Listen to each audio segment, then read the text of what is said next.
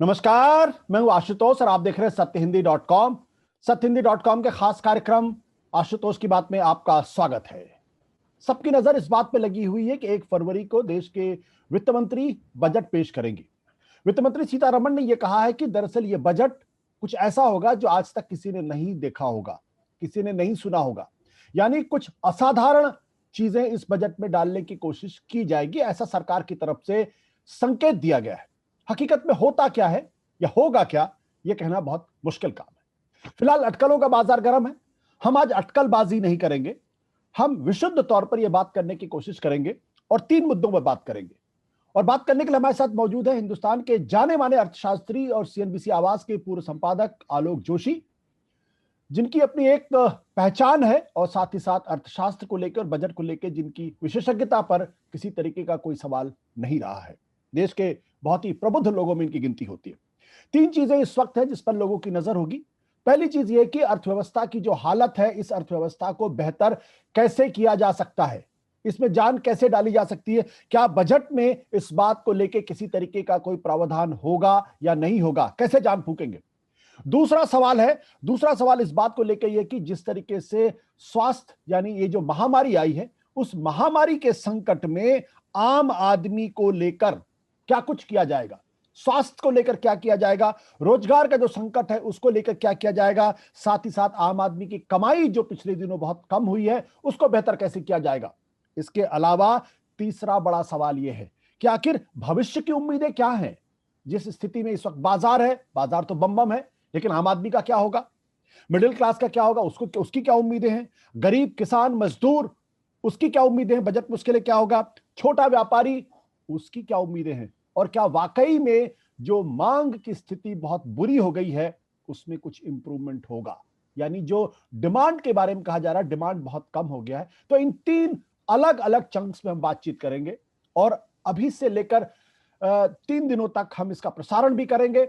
सबसे पहले आज हम बातचीत करेंगे आलोक जोशी जी से कि आलोक जोशी जी, अर्थव्यवस्था की जो हालत है, इस अर्थव्यवस्था की हालत को सुधारने के लिए बजट में क्या हो सकता है। मेरा पहला सवाल आपसे यह है कि इकोनॉमी को क्या चाहिए इस वक्त, कैसे मिले आराम इस अर्थव्यवस्था को जो नकारात्मक स्थिति में पहुंच गई है। हाँ आशुतोष, देखिए सबसे पहले तो जरूरत जो जिस चीज की है वो सब समझ रहे हैं। जरूरत है कि इकोनॉमी को स्पीड दी जाए। इकोनॉमी पिछले साल आपको पता ही है, पिछले बजट के कुछ समय बाद ही, पिछले बजट के वक्त कोरोना आ चुका था, लेकिन उसकी भयावहता का किसी को अंदाजा नहीं था। इसलिए जो बजट आया, उस बजट के सारे आंकड़े करीब करीब बेमानी हो गए हैं। इकोनॉमी बैठ गई, ठंडी हो गई, बंद हो गई। -24.7% जीडीपी गिर गई। इतनी भयानक गिरावट इतिहास में पहले कभी नहीं आई है। तो जाहिर है कि एक बड़ी भयानक बीमारी के बाद एक इंसान को जैसे मरहम की जरूरत होती है, उसको टॉनिक की जरूरत होती है, वो वही हालत अब इकोनॉमी की है। इस वक्त इस देश की सारी जो कार्यकलाप हैं, आर्थिक गतिविधि है, उसको इसी तरह के टॉनिक की जरूरत है। साथ में एक तरह के आश्वासन की, भरोसे की जरूरत है। तो उम्मीद की जा रही है कि वित्त मंत्री वो भरोसा बजट में देंगी। और जो उन्होंने बात कही है खुद, वो बात तरह तरह से उसको इंटरप्रेट किया गया है कि साहब पिछले 100 साल में ऐसा बजट नहीं आया होगा। वो दरअसल कह ही रही हैं कि पिछले 100 साल में कभी ऐसी परिस्थिति नहीं आई होगी किसी के सामने जी, बजट बनाने के पहले इतनी विकट परिस्थिति में कोई नहीं रहा होगा। तो इस विकट परिस्थिति से निकलने के लिए हम एक ऐसा ऐतिहासिक बजट बना दें जो अभूतपूर्व हो। इसके लिए वो उन्होंने सुझाव मांगे बहुत सारे लोगों से, तमाम उद्योग संगठनों से, सामान्य लोगों से। तो उन सुझावों में जो कुछ आया है, उम्मीद करनी चाहिए कि वो उसको उस पर पूरा करेंगे। और है क्या, अब लोगों की जेब में पैसा डालना है जी, लोगों को उनकी कमाई बढ़ेगी इसका भरोसा दिलाना है, और उनके अंदर ये हिम्मत पैदा करनी है कि जो पैसा आया है इसको जेब में न रखें, इसको निकल कर खर्च करें। क्योंकि जब मैं खर्च करूंगा तो दूसरे की जेब में जाएगा, दूसरा खर्च करेगा, तीसरे की जेब में जाएगा। इसी तरह से इकोनॉमी चलती है और भारत की इकोनॉमी का बड़ा हिस्सा हमारे और आपके खर्च से चलता है। भारत सरकार के खर्च से बहुत कुछ चलता है, लेकिन भारत सरकार के खर्च से इकोनॉमी में स्पीड नहीं आती है। ये कई बार कहा गया है कि India grows despite the government, India doesn't grow due to the government, India grows despite the government. तो इस लिहाज से कहें तो सरकार के पास कुछ नहीं है, लेकिन सरकार के पास है ये कि वित्त मंत्री कुछ ऐसा कहें, कुछ ऐसा करें जिससे लोगों के मन में भरोसा जाग उठे। वो आम कंज्यूमर हो, जी वो जी। उद्योगपति हो, व्यापारी हो, उससे इकोनॉमी में वापस जान फूंकने में मदद मिलेगी। आलोक जी, आपकी बातों को सुनकर हमारे बहुत सारे दर्शकों के मन में ये सवाल पैदा हो सकता है कि जिस बजट को कहा जा रहा है कि अभूतपूर्व बजट होगा, आत्मनिर्भर बजट होगा, तो ऐसी एक दो चीज क्या हो सकती है जो वित्त मंत्री जी इसमें कर सकती हैं? देखिए, एक तो वित्त मंत्री को सबसे पहले खर्च का इंतजाम करना है, और हम्म। खर्च होगा, इसमें कोई शक नहीं है। हम्म। लेकिन दूसरी तरफ आप देखें तो इस वक्त तमाम जो विद्वान हैं, जानकार हैं, वो ये भी बताने लगे हैं कि अब अगला साल, हम्म। ये साल तो बर्बाद हो गया एक तरह से, हम्म।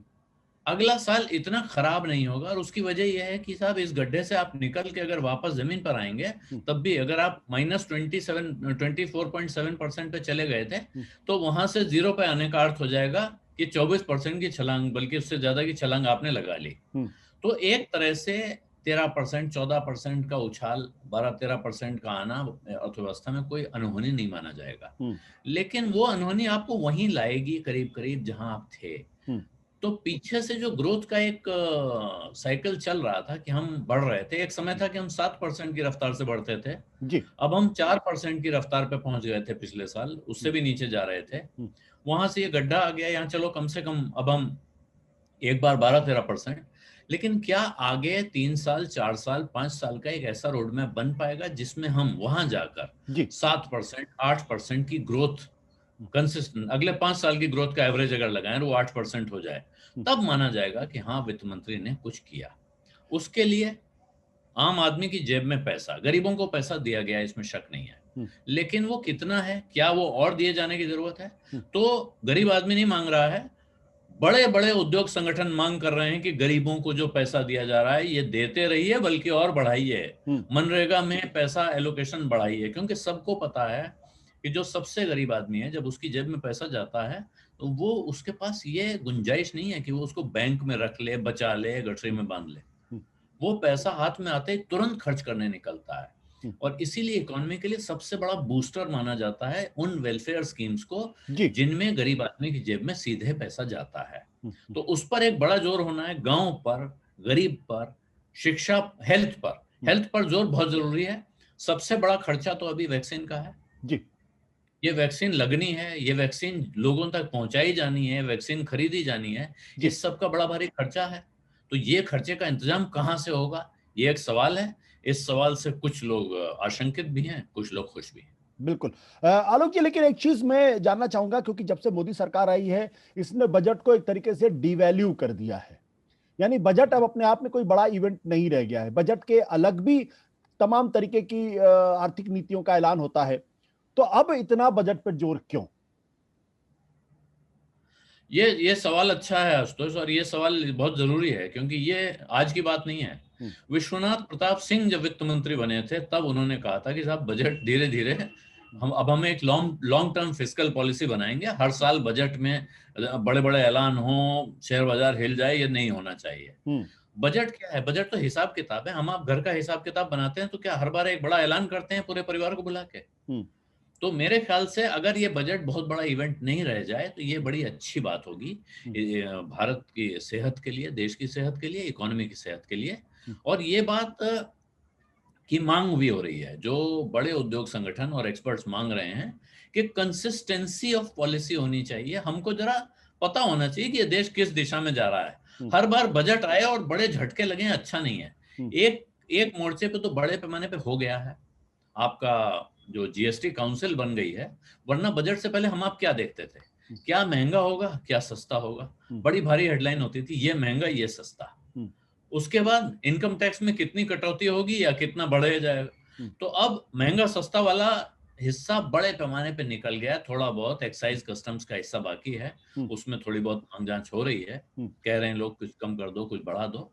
लेकिन इनकम टैक्स एक चीज है, और दूसरी चीज बजट में है, जो बजट का कोर काम है, सरकार के खर्चों का एलोकेशन, कहाँ हम्म। कितना पैसा जाएगा। हम्म। इसको लेकर अभी बजट में, बजट की गरिमा बची हुई है। हम्म। और मुझे लगता है इतना तो रहेगा, अंत में भी बजट इतना महत्व तो रखेगा हम्म। कि किस विभाग को कितना पैसा दिया जा रहा है और वो किस स्कीम के लिए दिया जा रहा है। हम्म। सरकार कोई फ्लैगशिप स्कीम अनाउंस करती है अभी अचानक, जैसे कोरोना के लिए मैंने अभी जिक्र किया, तो दो बातें हैं। बजट में एक बात ये हो सकती है कि कोरोना पर एक नया टैक्स लग जाए। हम लोगों को इधर हाल में जो लोग देख रहे हैं इनको आदत नहीं है, वरना पहले ऐसे टैक्स लगा करते थे। एक राष्ट्रीय रक्षा कोष होता था पहले, रक्षा कोष में दान लिया जाता था, या बांग्लादेश की लड़ाई के समय बांग्लादेश सरचार्ज लग गया था पूरे देश पर, हर चीज पर। आप बाजार में जो खरीदने जाइए उसमें 5 पैसा, अब आज लगता है कुछ नहीं होगा, उस वक्त 5 पैसे में काफी कुछ मिल जाता था, इसलिए 5 पैसे महंगे लगते थे, चुभते थे। तो लोगों को डर लग रहा है कि ऐसा एक कोविड सरचार्ज भी आ सकता है, और सुझाव भी दिया गया है सरकार को, ठीक है, कि आप एक वन टाइम कोविड सरचार्ज लगा दीजिए अमीर लोगों पर, सब पर नहीं। 10 लाख से ऊपर की जिनकी सालाना कमाई है उन पर आप वन टाइम 4% का चार्ज लगा दीजिए और उससे वसूली कर लीजिए। तो इस तरह की चीजें अभी बची हुई हैं जिनकी वजह से बजट पर अभी लोगों की नजर रहती है और बजट को महत्वपूर्ण माना जाता है। आलोक जी, आपने बड़ी दिलचस्प बातें बताई हैं, लेकिन इस वक्त जो सबसे बड़ी चिंता जो अर्थशास्त्रियों की है और कुछ प्रबुद्ध लोगों की है वो ये कि भाई सरकार के पास तो पैसा है नहीं देने के लिए। जब उसने कोरोना के समय में जब उसने पैकेज भी दिया तो कहा गया कि बहुत बड़ा पैकेज है, लेकिन हकीकत में जब उसको देखा गया तो करीब 2 लाख करोड़ का था या 2.5 लाख करोड़ का था। तो सरकार एक तरीके से कहें कि उसके पास खर्च करने के लिए पैसे नहीं है। राज्यों का जो जीएसटी के हवाले से जो पैसा दिया जाना था उसमें भी उसने काफी हीला हवाली की है। तो सरकार पैसा लाएगी कहां से, जिसकी वजह से अर्थव्यवस्था में जान आए?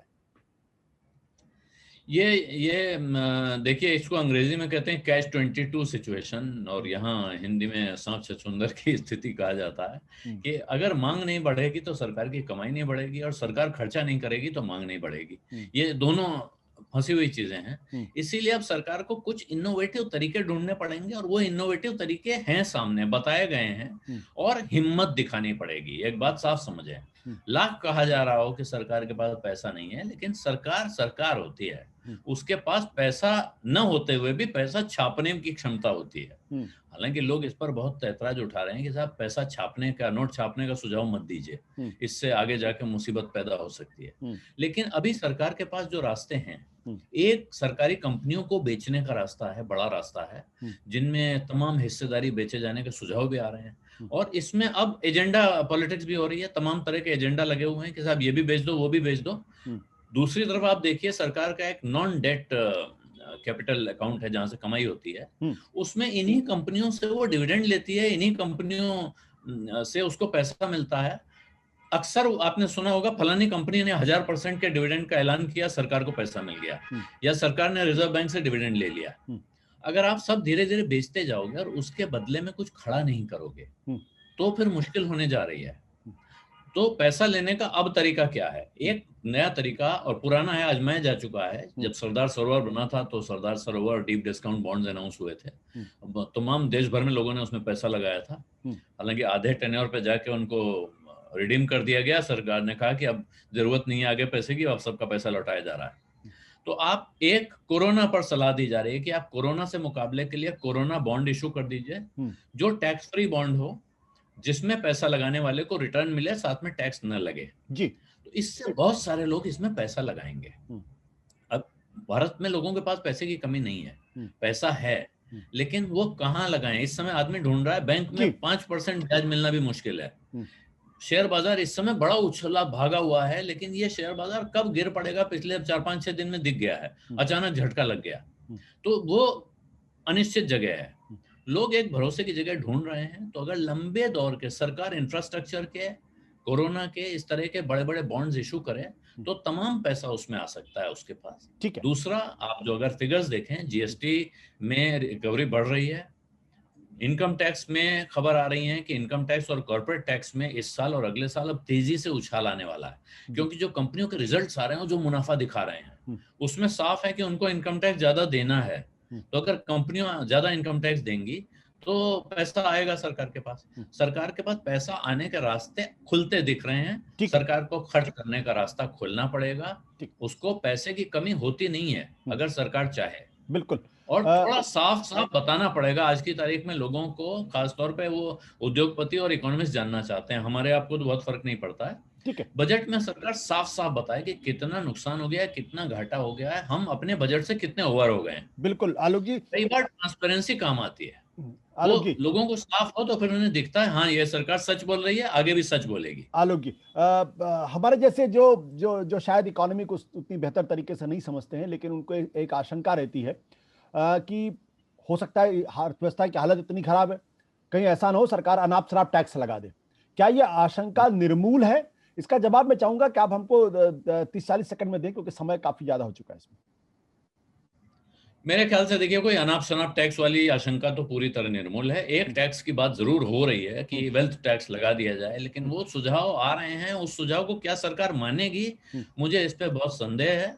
उल्टे इस वक्त जो सुझाव आ रहे हैं वो आ रहे हैं कि टैक्स में राहत दी जाए, और अगर सरकार, मेरा मानना है कि अगर इस वक्त वित्त मंत्री हिम्मत करें, टैक्स में राहत दें, तो उनको नुकसान नहीं होगा, फायदा होगा।